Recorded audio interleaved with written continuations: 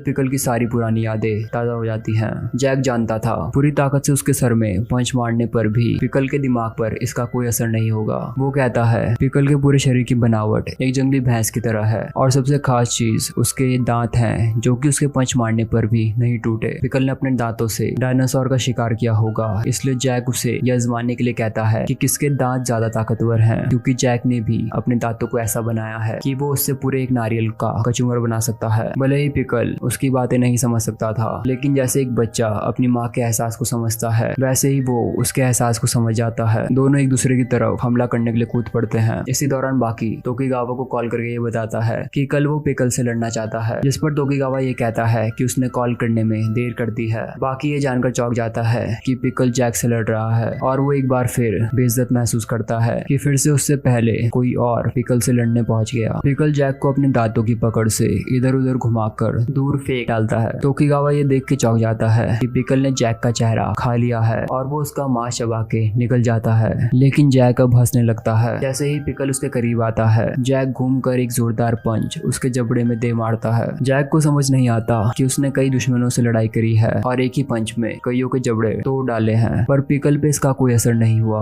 Pickle अब वापस उसी पोज में आ जाता है जिससे उसने रेत्सु को बुरी तरह घायल किया था। बाकी और रेत्सु दौड़ते हुए जैसे ही एरिना में पहुंचते हैं तो उनकी आंखें ये देखकर खुली की खुली रह जाती हैं कि जैक ने उसके खतरनाक मूव को डिफेंड कर लिया है। दरअसल जैक ने अपनी जिंदगी में जितने भी ड्रग्स लिए थे उनका असर आज देखने को मिला। 20 मीटर दूर गिरने के बाद भी पिकल वापस लड़ने के लिए खड़ा हो जाता है। दोनों की लड़ाई देख बाकी को एहसास होता है कि उसने यहाँ पहुंचने में देर कर दी है। वो अपने आप को समझाने की कोशिश करता है, पर अंदर ही अंदर वो दर्द महसूस कर रहा था। जैक पिकल का सर पकड़ उसे सीधा जमीन में पटक डालता है और कहता है इस युग के लोग उससे कई गुना आगे बढ़ चुके हैं। वो उसे बुरी तरह मारकर ये बताता है यहाँ असल में बॉस कौन है। जैक ने महंगा खाना, शराब, पैसा और हर तरह की अय्याशियों को त्याग डाला क्योंकि उसे सिर्फ ताकत चाहिए थी। उसने दिन रात ट्रेनिंग करी, कई तरह के ड्रग्स अपने शरीर में डाले, यहाँ तक कि वो मरने वाला था, लेकिन उसे ताकत और सबसे विशाल शरीर चाहिए था। इसलिए उसने अपनी हड्डियों को सर्जरी से लंबा कराया और ये सब हासिल करने के लिए उसे असहनीय दर्द से गुजरना पड़ा। उसकी पूरी जिंदगी का मकसद ताकत हासिल करना है और इसके लिए वो आज तक दिन रात मेहनत करता आ रहा है। जैक आधुनिक युग का योद्धा है और वो पिकल को यहाँ राज करने नहीं देगा। सब वहाँ ये देख के चौंक जाते हैं। जैक ने पिकल के कान को दांतों से काटकर अलग कर दिया है। पिकल गुस्से से बुरी तरह भर जाता है। जैक पिकल को कई बार मारने की कोशिश करता है, पर पिकल तेजी से उसके हर वार को डॉज कर लेता है। जैक को समझ नहीं आता कि वो इतने वार कर रहा है पर फिर भी उसे चोट क्यों नहीं लग रही। पिकल का ये मूव इतना तेज था कि डायनासोर चाह कर भी उस पर हमला नहीं कर सकते थे। अब पिकल लगातार जैक को मार मार कर उसका मुंह तोड़ डालता है और उसे सीधा दीवार में जा फेंकता है। पिकल अपनी तीसरी जीत की खुशी में नाचने लगता है और फिर जैक को खाने के लिए आगे बढ़ता है, लेकिन उसे जैक एक जहरीली बी की तरह नजर आता है और वो वापस लौट जाता है। आज से कई साल पहले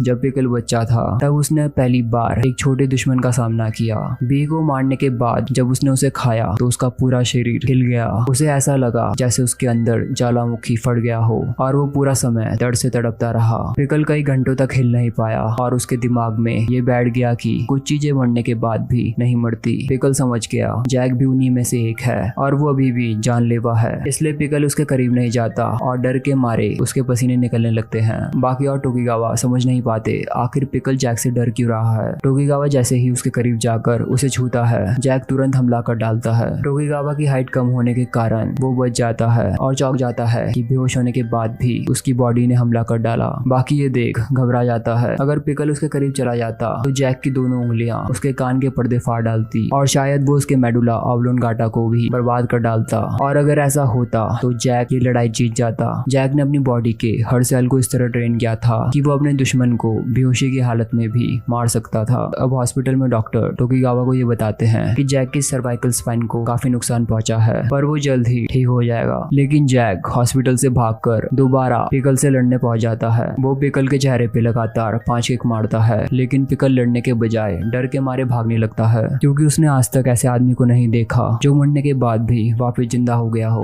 पर पिकल का डर जल्द ही खत्म हो जाता है और उसकी प्राइड उसे वापस लड़ने के लिए कहती है। वो जैक के चेहरे पे जोरदार पंच मार के उसे हवा में घुमा देता है और जैक सीधा मुंह के बल जा गिरता है। एक बार फिर जैक की आंख हॉस्पिटल में खुलती है और वो फिर से पिकल से लड़ने के लिए दौड़ता है, लेकिन इस बार बाकी उसका रास्ता रोक डालता है। वो समझाता है कि जैक उसे कभी कभी नहीं हरा सकता। जब वो बेहोश हो गया था तब पिकल ने उसे उल्टा लटका कर टांग डाला ताकि जब वो होश में आए तो भूख लगने पर उसे जिंदा खा सके। ये सुनकर जैक पागलों की तरह चिल्लाने लगता है। अब तोकीगावा यूजिरो को बताता है। बाकी वहीं एरिना में बिना कुछ खाए पिए पिकल के सामने बैठा है और वो इंतजार कर रहा है कि कब पिकल रिकवर होगा और उसका मुकाबला करेगा। पिकल दुनिया के अब तक के 3 बेस्ट फाइटर्स को हरा चुका है और उसे नहीं लगता कि बाकी उसे हरा सकता है। ये बात सुन यूजिरो भड़क जाता है और बताता है उन तीनों फाइटर्स के पास वो चीज नहीं है जो बाकी के पास है। बाकी की रगों के अंदर उसका खून दौड़ रहा है और वो हानमा परिवार का वारिस है। तोकीगावा डरते हुए कहता है जैक भी उनका ही वारिस था, जिसके जवाब में यूजिरो कहता है उसके खून में मिलावट है और अगर उसकी रगों में यूजिरो का खून दौड़ रहा होता तो वो ये लड़ाई कभी नहीं हारता। तोकीगावा यूजिरो से सवाल करता है क्या वो खुद पिकल का मुकाबला नहीं करना चाहते, जिस पर यूजिरो बुरी तरह भड़क जाता है और तबाही मचाते हुए कहता है बाकी के होते हुए वो क्यों लड़ेगा। भले ही बाकी दिखने में छोटा है पर वो कमजोर नहीं है। उन दोनों की किस्मत में लड़ना लिखा है और जब ये लड़ाई खत्म हो जाएगी उनमें से जो भी जिंदा बचेगा उसे यूजिरो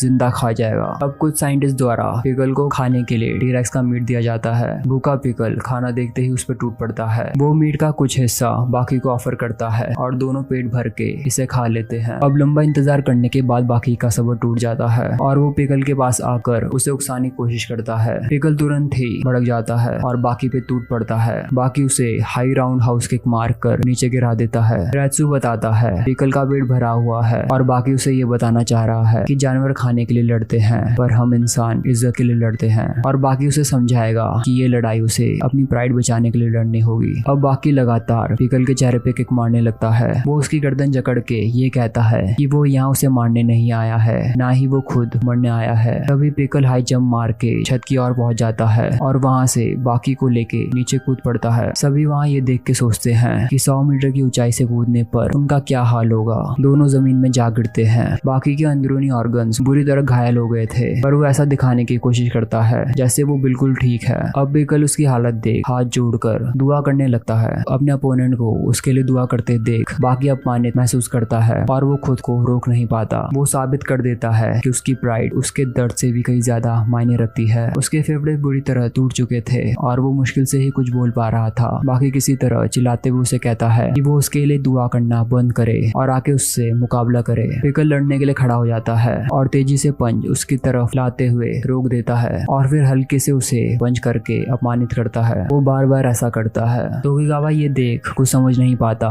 लेकिन वहाँ मौजूद अनुभवी फाइटर्स समझ गए थे कि पिकल क्या करने की कोशिश कर रहा है। पिकल ने बाकी के सबसे वीक पॉइंट को निशाना बनाया था। बाकी अब वापस लौट छत की तरफ चढ़ जाता है। वो ये सोचने लगता है कि वो कमजोर है और वो पिकल से लड़ने के लायक नहीं है। तोकीगावा, हानियामा और रेत्सु के होश उड़ जाते